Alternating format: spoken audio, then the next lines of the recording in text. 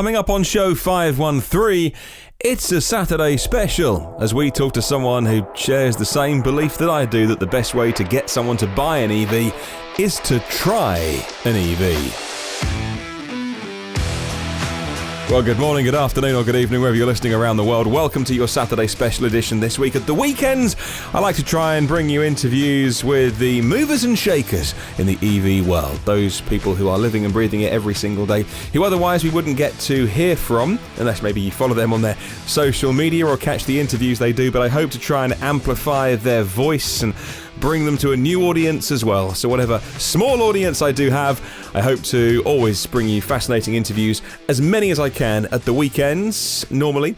So today, it's all about a company that believes the best way for you to buy an EV and start doing some clean, green miles is to try an EV. So much so, they named the company TryEV.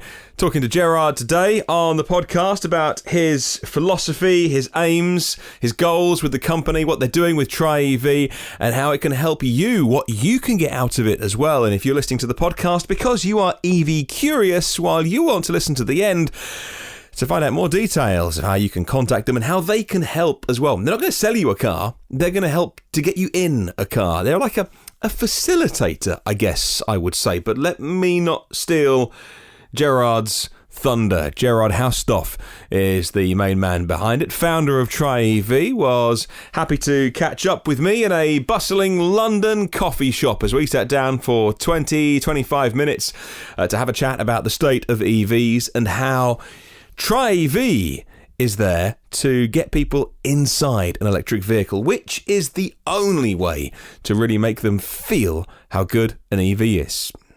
I'll speak to you after the interview, but for now, here's my chat with Gerard. It's EV News Daily, and for the first time doing an interview in a bustling cafe in the heart of London with Gerard Chaustow. You are the founder of TryEV, something that many people will have heard of, seen the logo, gone online, seen the website, and now we're delighted to have you on the podcast and as a supporter of the show as well. So firstly, thank you very much for joining us. Thank you very much. And okay, so maybe give us, they say, the elevator pitch. You know, what's the top line about TryEV for anyone that doesn't know? Okay, so TryEV is a new concept. So we've been trying for last couple of years promoting electric vehicles by experience. So as the name suggests, we want people to try EV because I think it's the bit, and we believe it's the easiest way to convince someone to become electric. So soon we will be crowdfunding and we will get our fleet of our own cars and we will be in convenient locations and you will be able to test drive EVs. You and I are both recording this coming off the back of Fully Charged Live, which is a really interesting experience in terms of reinforcing, if you knew it already, but if you didn't know, understanding the community of electric car buyers, but also the job that needs to be done to educate people. This isn't like buying a new petrol or a new diesel car. This is a new... You have to shift your mind because you don't go somewhere to charge it. You charge it at home, for instance. A small example of how EVs need a new way of thinking. So primarily, your job is to educate people, really. Yes, absolutely. I agree with you. It's a massive educational element, and this is what we've been doing. I will give you an example. We were at the London Motor Show. We looked after 8 vehicles. We had a stand there and partnered with London Motor Show, and main thing was just to educating and people, the petrol heads. So it's a huge job, and as you will see soon in our video pitch for crowdfunding, one of the former government advisor, this is what he's saying. He's saying dealers, unfortunately, they failed and said TryEV are the experts, and this is what people are looking for that expertise, and we are very keen to help, and that's our role. Yeah. So where do you start? So tell me the origin story, like as comic book heroes would say. How did TryEV come about? All right. Firstly, it started with my passion, and I used to work as a tennis coach, and I've noticed that so many kids, they have problems with asthma. So I started to do some research, and I obviously found out that air pollution is a huge contributor to that issue. So a little bit started to be involved in all-party parliamentary group on air pollution, and when we bought our first EV in 2014, and started obviously like most EV owners educating people, and sometimes even providing kind of like test drive or experience drive. I've noticed that this is working, and when people once they experience the EV, they just love it, even as a passenger. So, but no, it has to be the way to do it as a business, and I set up TryEV, and this is how it started. Yeah. Okay. So that's interesting. So you're a convert yourself, and then you want to. I mean, you do have like the best company name, because as I always say to people when they're not sure about electric vehicles, I'm like, just try an EV. So I mean, you're starting from a good name. Yeah, absolutely. Which is this is why as well. It's funny. But roughly once a month we've got a message from someone around the world. Recently we had from Germany, guy working for Ford. I won't tell more. Janka, and he said, "Oh, I want to run TryEV in Germany. Do you have any plans?" I said, "Yeah, we have TryEV.de, but please wait until we set up here in the UK." So yeah, obviously brand is very important, and it helps people to understand what we're doing. But it's a hard work in front of us and a lot of challenges, but it's exciting. So yeah, we're looking forward. Now, you say it is hard work, and it is hard work because it's not like you can direct people ultimately to a website or something that you build once and then scale to get them to try it. It's a very physical thing, and even, an example, my wife was really on the fence until she tried an EV, and then because she drives to get somewhere. She doesn't drive for pleasure like I'll drive for pleasure. She drives as a utility to get somewhere, and so it's not fun, but it's just driving. And she was like, right, forwards, backwards, very quiet, no vibration, nice and cheap, fantastic, we'll buy one. And then how do you cope with this very physical element to getting people to try one? Because that's the hard work bit. Yeah, it's firstly logistically, it will be the point that you can't have all EVs in one place and everywhere. So it is difficult, but firstly, people need to have an access in convenient locations, and at least for few EVs, different segments. So small EV, something maybe like a sedan and SUV. That's challenging, but we will be offering as well with our partners test drives at home. So for a small fee, you will be able to test drive the vehicle. It is difficult, but as well the virtual reality can help, and a community itself. We're talking now to very big electric car club, and they want to support us as well in terms of test drives. So it is challenging, but there is no other way. We have to do that, and we have to help people to experience. We've got a million people who never ever sat in electric vehicles. So hard work in front of us. What's some of the ways that you could do that? Maybe having the cars in one place and then people come to it, like a meet-up, as well as going to them. That's just there must be lots of different ways that this could work. Yeah, so what we're doing, and we're mentioning that in our crowdfunding pitch, we want to set up first EV hub in London. So it's not a showroom, it's a small pop-up store where people will be able, in convenient location, to come test drive few vehicles, but as well in digital way learn about EVs and charging, but because it's not only about the vehicle itself, it's how you charge it and all other things. So that's our goal, and we're talking as well to a couple of retailers to work with them. So so it will be convenient. Our main goal is a customer, and we are focused on a customer to make it easy for people to try EV instead of going from showroom here in London. You need to go Croydon, then somewhere Bexley. You have to spend 2 days sometimes to experience 3-4 cars, and sometimes they don't even have EV for test drive. That is definitely a big consideration with many dealers. When we bought a Zoe, we had actually signed the paperwork I'd given him the money. And then the salesman said, "Oh, how are you charging it then?" And it's fine, I'm an EV geek. So I had an answer, I said, "Don't worry about it." But I thought, if I was a mainstream car buyer, like being asked how are you going to charge it as you're about to drive away, and this was a main Renault dealer. I don't mind naming, I won't name the names, and you think, wow, if that's a dealer. So we're really relying on companies like TryEV to do a lot of that work. Yeah, absolutely. I don't want to, say all bad things about all dealers, because they are good dealers, and we even had one dealership from London on the London Motor Show. But yes, that's true. It's sometimes it's not even a fault of this salesman, because they just haven't received any training, and that's the problem. And EV is not a priority for the brand, for the showroom to be sold. So absolutely, but in principle, this is why I think we are in the moment in history where, generally speaking, that model has to change, because dealership model is from 1960s, 50s. So it has to change. As well as educating customers, you'll probably be educating the dealers as well, because some of those people who work there might just come to TryEV to teach themselves.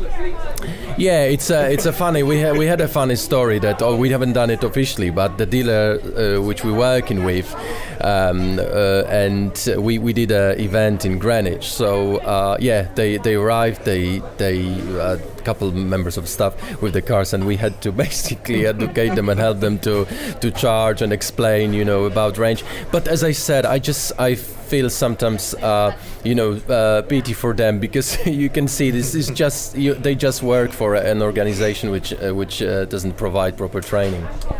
A lot of things will change when someone buys an EV. It's not just they're getting this new car and it has this new feature, or it's automatic, or it's got lane keep or cruise control. It's you charge it at home. You need a charger. You think differently about filling up. You don't run it all the way down to empty like you do a car and then just fill it up. You're always doing little mini top-ups, if you like. You go to the cinema, there's a 7 kilowatt charger, I'll plug in for 2 hours while I watch a film. Everything changes. How do you, as someone who is an educator, TryEV is helping educate people about EVs, where do you start? Is it with the car? It's it's hard to say. It's definitely on some moment there is a different mindset. So sometimes some people they do the preparation and kind of they convinced earlier, of course, and coming for a car. It's they already kind of self-educated. It's interesting what you're saying, because there was a research done and actually suggested we charge cars the way how we charge our phones. So it's not the same. We can't just translate it from the petrol, how we operate with petrol cars or diesel cars, electric. So absolutely, I agree with you. It's a different mindset. It's a little bit planning. But things are going to change. I think on some point we will actually end up similarly like petrol stations in terms of time. We will be just coming to EV hubs, 5 minutes or 10 minutes, coffee or whatever, and the car is fully charged. Oh, that's got us nicely onto charging. There is a great obsession with bigger batteries, faster charging. One size doesn't fit all. Again, when people compare EVs, often mainstream media will say, what's better, the Tesla Model X P100DL, 20,000 pounds or something, or a Renault Zoe. And simply because they've both got a battery and a motor, we are so early in EVs that people make that comparison, which is mad. But again, with battery sizes, it's not one size fits all. For some people, 100 kilowatt hour is good. But if you're only ever going to use 5 kilowatts a day, maybe as a second car, why carry around all that weight penalty? So there's all those conversations to have as well. Yeah, absolutely. It's again the education when you're talking to people about the range, and I think charging is crucial, and especially fast charging. I've noticed, or we've noticed out on the events, that people don't really know about rapid charging. They think the car is charged like your shaver or something like that. You have to leave for hours. So once they aware of that you can in 30-40 minutes charge your vehicle in up to 80%. The perception change, and as you said, it's just trying to help customer with what is the best for them. If, as you said, if someone, a lady or mom, does 30-40 miles per day, why do you have to invest in a car which has got huge battery and range? It's a lot of psychology here, and I'm afraid, and emotions. Car is about emotions. Yeah. So a lot of emotions around. Then, when emotions get taken out of car buying or vehicle operation, the emotion gets taken out when it's a fleet. Now, fleet managers will say, "What is my return on investment?" With EVs, of course, EV trucks and things, they need to work out what's the route of the driver. Will they come back to the depot and charge? Will the drivers take the car home and charge? But that's like the business side of it is a less emotional thing. Are you taking part in that conversation yet, or are you really about consumers? We mainly concentrate on consumers, but we sometimes deal with fleets. With fleets, as you said, it's completely different approach. It's very money orientated, because obviously they have to save money, which I don't blame them. And as well, the problem is with the range anxiety. It's the problem again here is psychology, but of the drivers, because if the fleet driver, so van driver, is constantly worrying about getting somewhere or not getting somewhere because of a range. That's an issue, and it's but it's definitely a different discussion, absolutely, with businesses than individuals. So going forward, it's fine if you are Tesla with billions of pounds to build showrooms. We're sitting about 2 floors beneath one right now here in Canary Wharf, and you can put staff and vehicles in a shiny showroom, and you can have that massive capital outlay. How are you going to get round this problem of the initial needing to find some investment and some funds? You mentioned crowdfunding. Yes, it's very interesting actually. What convinced us about a year ago. A year ago, I received an email from Tesla saying, "We heard you doing events in Greenwich, by Cutty Sark. Can we join you with a couple of vehicles?" And I showed it to a couple of people I knew in industry, and they said, "Gerard, that's amazing. Tesla normally doesn't ask anyone for help." But it showed me something, the trend. I think that the players like Rivian or NIO, or maybe I'm wrong, but there are EV manufacturers, they won't build showrooms. They will go to the people and they will use organizations or companies like us, TryEV. So absolutely, it's difficult. I think with crowdfunding we can do first few steps. We had discussions with a couple of private banks, and they're very interested in that. But it's first set up, you guys keep going, and the concept is loved by many. So I'm very positive about that, and I hope we can support many OEMs. It's not only about cars; it's about could be even scooters, but whatever is electric vehicle. On our website, you can see Zero Motorcycles as well.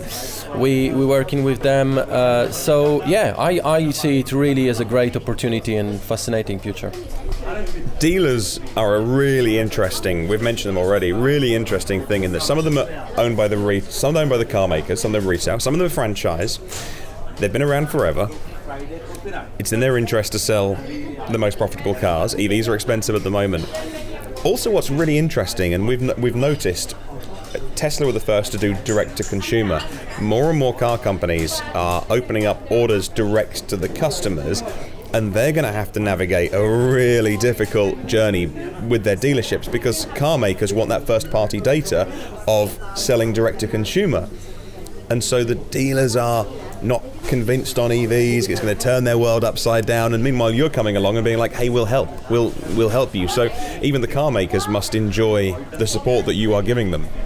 Yeah, I hope so, and we can see that initial interest. Again, last year we were approached by Nissan as an informal conversation. Nissan directly from France, Nissan Renault, and you can see that they are aware that the change is coming.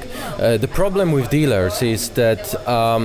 It costs them a lot of money as well for OEMs if they own dealers, and not necessarily everything is so good. I don't want to say the name of the brand, but I spoke to actually designer of cars, not EVs, and he said on that very small presentation I took part, he said that if we could, we would love to get rid of all the dealers. I was amazed, and I spoke to him later, and he said, yeah, that's the problem. We are a premium brand, and our dealers, they unfortunately don't match that. So that's another issue sometimes, and I think it's a big change coming. Whether dealers maybe will support servicing, maybe support the logistics, but definitely in terms of first step and customers, service and experience, I think we need something new, and this is why we're doing what we're doing.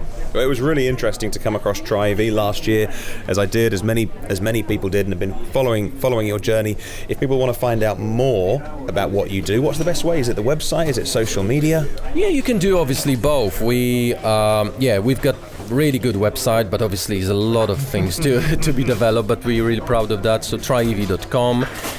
Hopefully soon there will be as well, I think next week we'll put the place where you can sign up for crowdfunding information, because we're starting in about 2 weeks. Social media absolutely as well. So yeah, typical places, and yeah, everyone is very welcome. We don't have our own vehicles yet, but hopefully after summer we'll have first few vehicles and EV hub. I would love to do it here in Greenwich. I mean, not here because we are Canary Wharf, but it's just literally stone over the river, so it's next door. But we will see where we'll end up. Awesome.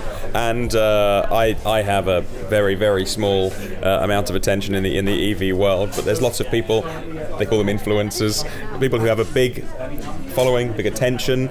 Maybe one way of getting the attention of people as well, like working with those kind of people. Yeah, absolutely. So, and as well, we will be growing our team. So it's great to see a lot of people who I actually have to tell that one of our team members is the person who left after 20 years industry. It's actually the drugs industry. I mean pharmacological, industry. Yeah. And because she really loves EVs, and you can see that change. People has got that passion, and it's a huge change, and it's so fascinating. I've got legal background, then I was doing tennis coaching and other things, but for me it's just so fascinating, the immobility and the change, and obviously we have to always remember we're doing it mainly because of air pollution. This is very important to remember. Yeah. Well, that does bring us nicely, talking about the community, nicely back to where we began. We couldn't catch up at Fully Charged, so we're recording this just a couple of days after in a busy, bustling coffee shop in the centre of London. And it's we both, as we sat down to have a chat before we recorded, we both said that that community aspect is really amazing, and it makes you feel good, doesn't it? You go away with a smile on your face. Oh yeah. I posted actually that saying that I was coming back from Fully Charged show with a smile. It's just incredible, because it's a common goal, and you've got people, they know they do it for the good reason. So Tesla UK Owners Club, they were giving lifts, and others on the show. Robert, obviously, very very big respect to Robert. I had a pleasure to talk to him for half an hour on the show, and Robert is amazing what he decided to do. It's amazing, just being advocate for clean air and for EVs. It's a very good community to be in supporting each other. Even businesses kind of competing, they support each other, and it's great to see that. And we have to win that battle, because obviously we're fighting with oil, we're fighting with many would love to leave it as it is, and for many, the change is not very, very welcomed. Yeah, completely agree. Well, look, thank you so much for your time and your support and the start of hopefully us, working together. And it's really exciting to follow the journey of TryEV. Thank you so much. Oh, I thank you. It's a really pleasure and honor. Thank you and have a good day. Bye-bye. Well, thank you very much to Gerard, and thank you very much for making the time to talk to us on EV News Daily. I'm very happy to dash around the country and talk to as many people as possible if it means that you can be wherever you are listening to the podcast today and soaking up the information. Hopefully you enjoyed that as much as I did. Another really interesting, fascinating interview as well with Gerard. Right, tomorrow I'll read out your answers to question of the week, so get yours in quickly. Do EVs have anything left to prove? You can email me, hello@evnewsdaily.com, or leave a comment on the YouTube video or Facebook page. There are 230, I'm trying to remember, I haven't got it open on my screen in front of me, patrons. There are some patrons. There are some patrons of the podcast. What's a patron? It's someone who supports a creative endeavour. And so whether it's a YouTuber or a podcaster, a musician, and there's even some not safe for work stuff on there as well, but we'll brush over that. Basically anyone who's creating stuff, if you'd like to support them, Patreon's all about that. patreon.com. I should say all of my content is very safe for work. Safe generally, I suppose. Right, if you want to get any of the previous shows, you can do for free, all the new ones. Come at you on your podcast platform, even on YouTube.